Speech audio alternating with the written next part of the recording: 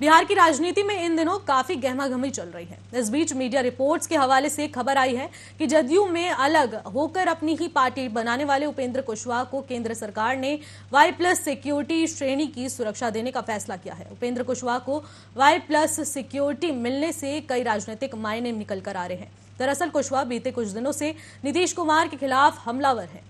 बीते दिनों ही कुशवाहा ने नीतीश कुमार की पार्टी जनता दल यूनाइटेड के अलग होकर नई पार्टी राष्ट्रीय लोक जनता दल का गठन किया था। खुफिया विभाग की रिपोर्ट्स पर गृह मंत्रालय ने उपेंद्र कुशवाहा को सुरक्षा दी गई है। इससे पहले विकासशील इंसान पार्टी के सुप्रीमो मुकेश साहनी को भी केंद्र सरकार ने Y+ सुरक्षा दी थी। लोक जनशक्ति पार्टी रामविलास के प्रमुख चिराग पासवान को भी कुछ समय पहले Z कैटेगरी की सुरक्षा दी गई थी।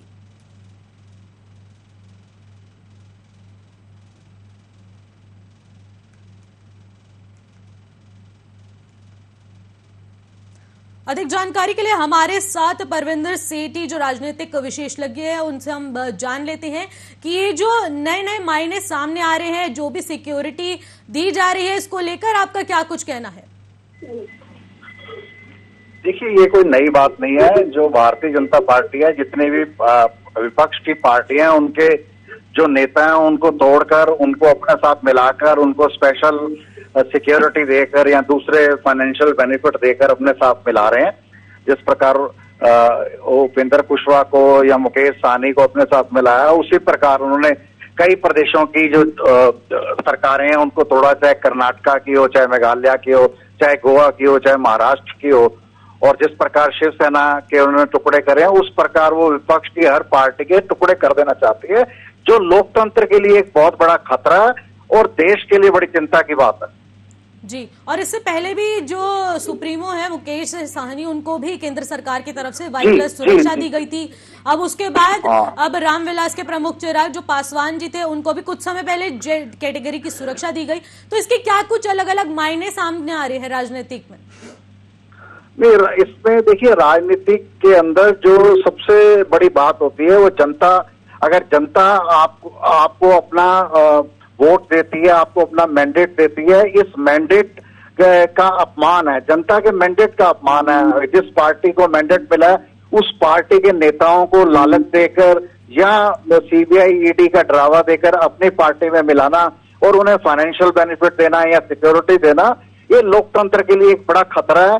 इस बात से, इस चीज को लेते हुए भारतीय जनता पार्टी को इन चीजों से परहेज करना चाहिए।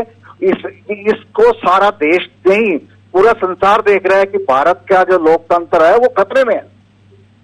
जी बिल्कुल, आप जिस तरीके से कह रहे हैं कि पूरा भारत का लोकतंत्र खतरे में है और ऐसे कई जो नेता हैं उन्हें सिक्योरिटी जो है वो केंद्र सरकार की तरफ से दी जा रही है, इस पर आपका क्या कुछ पर्सनल ओपिनियन है? जनता जानना चाहेगी।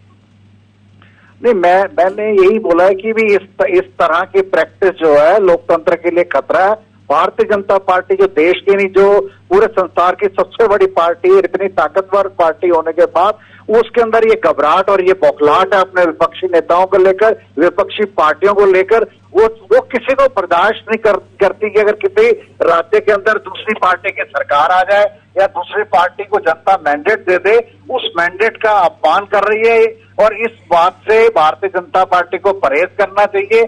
और आने वाले समय में ये खतरा है जनता और जो आने वाला यूथ है वो भारतीय राजनीति को पसंद नहीं करता। पहले जो नेता होते थे वो एक रोल मॉडल हुआ करते थे आज के यूथ, पहले यूथ का, लेकिन आज का यूथ जो है राजनीतिक पार्टियों को देखना सुनना पसंद नहीं करता। ये जो भारत की स्वतंत्रता, भारत का जो लोकतंत्र है, भारत का जो सेकुलरिज्म है, वो सारी चीजें खतरे में पड़ती हैं। और जो निष्पक्ष लोकतंत्र है, जनता का मैंडेट देकर जो सरकारें आती हैं उनको तोड़ना और अपनी मनमर्जी करना, अपनी डिक्टेटरशिप करना, ये देश के लिए बड़ा खतरा है। जी, बहुत बहुत शुक्रिया आपके, जो भी आपने तमाम जानकारी हमारे को पहुंचाने की कोशिश की है।